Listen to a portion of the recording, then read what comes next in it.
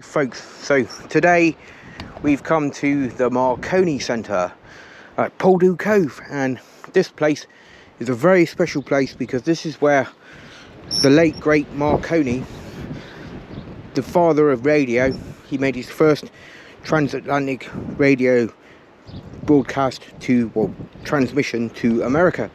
And we're here with Kerno.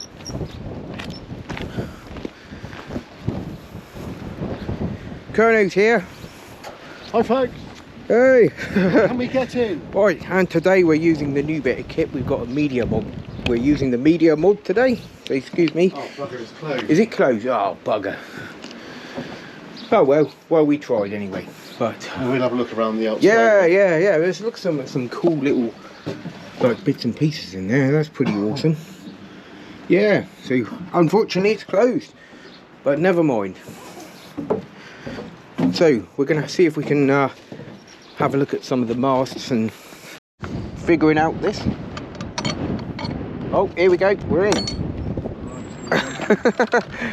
Hey. Right, so, okay then. Yeah, so today we're at the Marconi Centre, and this is, those of you who are unfamiliar, Marconi was a very famous radio engineer, and he made the first transmission from Britain to America, wireless. So back in those days it all would have been HF frequency, also long wave, all these sorts of things, the birth of radio basically. So we've got these masts here, and now I doubt if these are original, because the original ones were all made of wood, and we're going to go and have a look at some of the remains in a minute of some of the bases for the original aerials. Have you noticed there's like a trench in a circle? Yes, yeah, that's likely possibly for cables or... Yeah. But also there's some remains over there which we're going to have a look at. Yeah, we'll have a look at that. So, yeah, that should be good, folks. I think that these are original foundations, look. Yeah, quite likely. Yeah. Anchoring points in. Yeah, it's quite likely that these were used originally, and this mast is modern though. This is I'm not sure what this is. This might be for the museum. I don't know if you noticed, but it is actually linked into the... Yeah, that's highly likely. Yeah, that's likely. They probably still have radio transmitting equipment in the museum. Yeah. Yeah, it's really good, isn't it? Wow. So, just like to say, folks, we are allowed to fly the drone here, as long as we're not on this land. Yeah, providing we're not in a flight control zone. No, it's good. We'll definitely get an aerial perspective of this place. Yeah. Would you like to go and... Shall we go and have a look at the foundation? Yeah, let's do it. Yeah, right. I noticed something, look. I just want to point something out. So look, there's a round concrete thing there, and if you follow along, look, there's a trench that goes all the way to those foundations over there. Yeah. It looks like we've got an anchor stone over there, is it? Yeah, it does look like that. Yeah. Now on the diagram by the entrance there of the site plan, there is these trenches were described as cable trenches. So the preservation here at the moment is quite good, isn't it, really? Because large antennae have to be connected to the receiver and the transmitter, so they're by wire. So you want to make sure that's safely out of the way. Those days, would that be copper wire? Oh yes, yeah, definitely. So this looks like one of the base to those masts. Yeah. Well, basically everything that today we know about radio has come from this site, basically. Yeah. Do you know what that reminds me of? That radar site. Yes, it's very similar, isn't it? Yeah. And here we go. Look, you can see some evidence of some metal protrusions, eyes or whatever, but I'm pretty sure this would have been one of at least 3 or 4, and it appears it's the only one here at the moment, doesn't it? So oh no, it's over there is some should we go and have a look? Yeah, let's have a look. It's nice that this field has been preserved. It is, isn't it? Yes, it does, yeah. So from my uneducated mind, these foundations look World War II, but obviously they're not, are they? No, they're not. Yeah. Pre-World War II. Right then, so we're looking at the remains of some of the original buildings of the radio station that was here, the wireless station. I shall refer it as the wireless station from now on to relieve any confusion.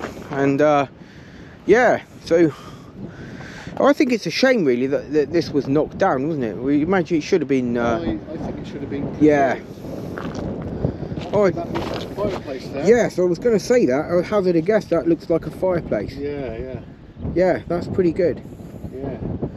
And this is obviously from one room to another, and we've got the original floor here as well, which is fantastic, isn't it? Yeah. The concrete floor, so the man himself would have likely walked over this Mr. Marconi. on these floors, yeah. But yeah, it's pretty good. Oh look, you've got a tiled floor here. Wow. Yes. That's nice. Wow, look at that, folks. Kitchen, maybe? See the original tiles on that floor there, yeah. Highly likely, or it could have been somewhere for storage, or we just don't know. Maybe? Yes, maybe. We just don't know, do we? It's quite a big foundation here, isn't it? Yeah, well, it was quite a large, but there were quite some large buildings here as well, you know. And before we leave, I should have done it. I will go and have a look at that original old photograph there on the site plan. Yeah. And yeah. So this is pretty good. Oh, mate, even though this was done a long time ago, look, attention to detail, look, it's Yes. on the side. Yeah, that's Isn't that right. lovely? You don't see that these days, do you? No, it's very good. And you've got a drain there. There's more tiles here. Yeah, the original terracotta drain, Yeah. likely for a sink or maybe a toilet or something. Oh, look, mate, look. The tiles go all the way under. Yes. Oh, wait a minute, look, the original steps, look. Steps. Right here, so this is an entranceway. Wow, look at this.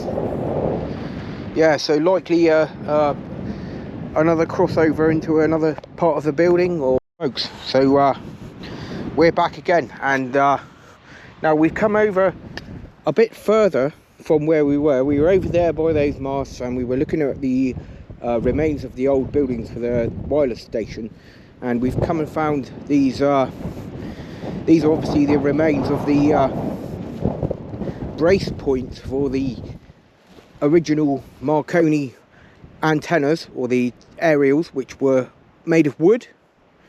And I believe it was around 1908 that the wireless telegraphy was born, basically, and it was able to send radio signals to America and receive them back, I believe, as well, which is pretty awesome. Yeah, so as they said on the sign over there on the way in, it said it's the day that the world shrank, basically. It is, yeah. Yeah. This is quite an interesting foundation, isn't it? So if you can imagine a ship with letters and parcels and other kinds of stuff on it from the Royal Mail trying to go to America, that's with a sailing ship, that's going to take a considerable amount of time. Whereas with Marconi's wireless, you can talk to somebody. Obviously the first radio transmissions were likely Morse code, and that could be transmitted from here and received in America, and they could transmit a reply. So the first time in history that coded radio messages could be exchanged from halfway across the world, which is pretty awesome. From this location? Yes, from here. This was where the first ever radio transmission was carried out from. Yeah. You know, it's the first Atlantic So these radio foundations signal are memorials to radio traffic folks. And even today, look, you can see that there is some grooving in this. So like Adam said, the metal frame would have sat on top of this. It's not just one. But I think these were basically, if you look at the slant of the stone there, I think these were like anchor points for the shroud. Yeah. So that would have been down from the antenna. Potentially the cable could have come down through this then. By the looks of it. I think this is the point where the cable would be fastened, yeah. Because as you can see out there, folks, we're literally right on the coast, and we're in Cornwall, and it is a reputation for being extremely windy. That's an understatement. Yeah. And it's been that way for hundreds of years, and it will be for more yeah, hundreds of years. if you have a God knows say a 50-meter aerial up there, then you want to make sure it's tied down well and it's not going to blow over. Yeah, because if you don't tie it down, yeah. the elements But will do it for you. I think it's the unique fact of the location of where we are. Yeah. We are southerly, and we're probably, in terms of distance, this is likely the closest point from Britain to America. Yeah. You know, Also, we're not far from the Lizard, well, which is Britain's lizard, most southerly really? point. Yeah, Pretty much. and thanks to Mr. Marconi, another point. See this line here? yeah, I reckon they've extended it. Look, see this Yeah. through here. So they put extra weight on it. So you know, they must have had trouble with the cables or whatever. yeah. This is very interesting stuff, folks. It goes all And the way around. right, so we're going to walk around and see if we can find a bit more. Okay. So, in the centre of these anchor stones, we have another big plinth, which is likely where the mast itself was from the ground. This was like the base of the mast, Yeah, that is. and Wow. you can see we've got some fabulous ironwork remaining there of the bolts, and these bolts would have been anchored deep into the concrete and secured. Either they would have likely have been studs coming out with nuts to tighten them Yeah, down. you can see that And- against where the yes. would have been. And there would have been a tremendous amount of force on this from the wind and the leverage of the height of the mast, and yeah, wow, look at that. Wow, that's interesting. So there is actually, Turner's just noticed it, there's broken glass cast into the concrete, so that must have been put in there when it was originally poured. Yeah. And yeah, it's very interesting, folks. But you can see how this various states of corrosion, and that one next to you there looks really corroded, that one, mate. Yeah, it's really being battled, isn't it? Yeah, that's just an idea of nature's reclamation of stuff. Yeah, it didn't take long. No, but I think it's doesn't matter whether you're into ships or aircraft or anything, you're constantly fighting with the elements in terms of rust, folks. Yeah. So that's quite interesting, spotting that bolt. Yes. Do you reckon that was done by the guys That's got to have been put there from day one, I would have thought. Oh yeah. Yeah. So I wonder what else is buried in there. Well, Obviously, yeah. we're not going to dig it out or No, anything, but and you can see these circular imprints, look, into the concrete on the inner edge. These indentations are quite Poignant. profound. They are. Yeah. But well, what a fantastic remnant of the past. It is, isn't it?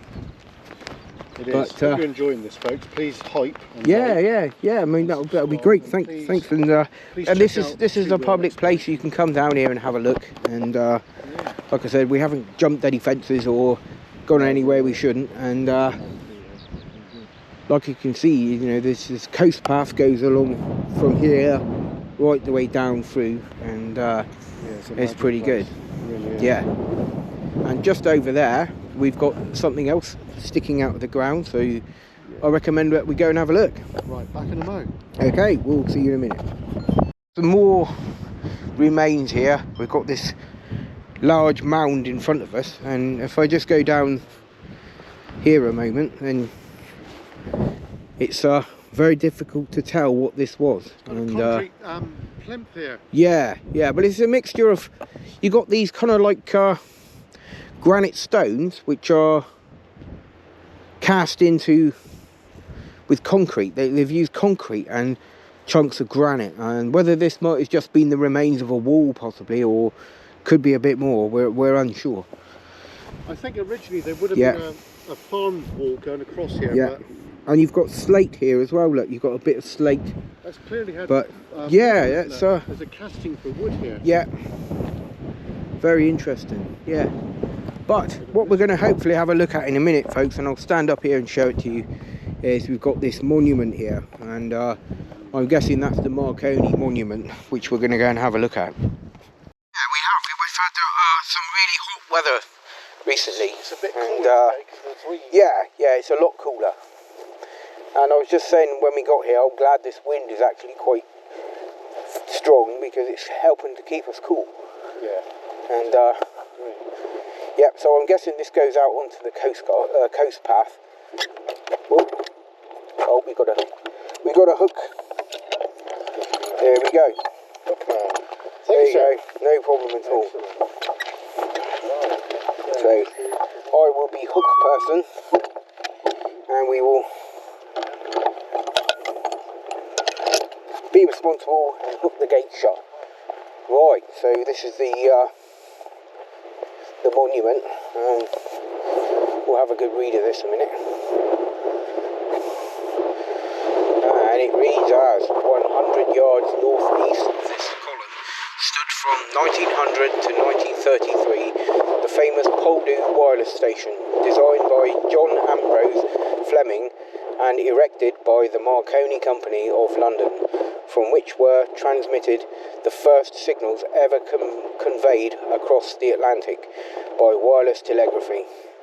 The signals consisted of a repetition of the Morse letters and were received at St John's, Newfoundland by Guglielmo, pardon me my pronunciation, Marconi.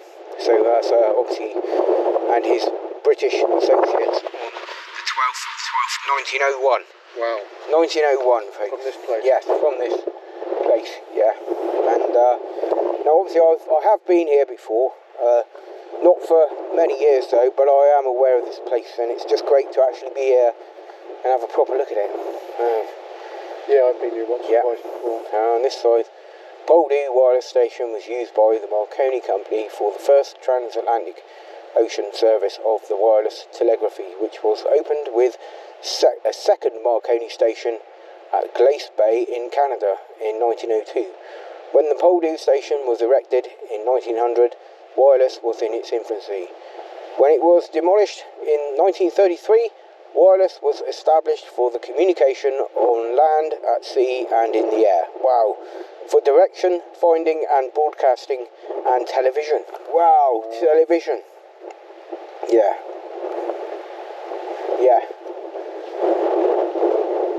Yeah, so it says, to commemorate the pioneer work done by Guglielmo Marconi and his research experts and radio engineers at the Poldhu wireless station between 1900 and 1933. The Marconi Company preserved this historic land to the National Trust, or presented it. Some 6 acres of cliff land were given in 1937 and 44 acres behind the cliffs on which stood the station and the masts were given in 1960. Wow, so it was handed over in 1960 by the Marconi Company to the National Trust, which is fabulous. Excellent. Yeah, isn't it just? Yeah. Yeah. Yeah, so, and then on this one it says, from the Marconi Company's Poldhu station in 1923 and 1924, Charles Samuel Franklin, inventor of the Franklin beam aerial, directed his shortwave wireless beam transmission to the Guglielmo Marconi on his yacht Electra, cruising in the South Atlantic. The epoch-making results of these experiments laid the foundation of modern high-speed radio telegraphic communication to and from all quarters of the globe. Wow, so, yeah, amazing, eh? it really was the day the world shrank, wasn't it? It is, yeah. Yeah. Definitely. And this memorial is very fitting. Obviously, before 1900, if you'd have told somebody that you could have sent a message to America through thin air, everyone would think you were absolutely raving mad. Yeah. Okay, folks, we'll be back shortly. Nice one. Okay then, folks, so here we have a nice old picture. This is the original site, and Marconi wireless station, and here we have the tail of the first radio or wireless transmission, and it says work began on Poldhu in October 1900 on a huge scale and an enormous expense. The transmitter was powered by a 25 kilowatt generator. The output was 100 times greater than that of any previous transmitters. project was plagued with appalling weather.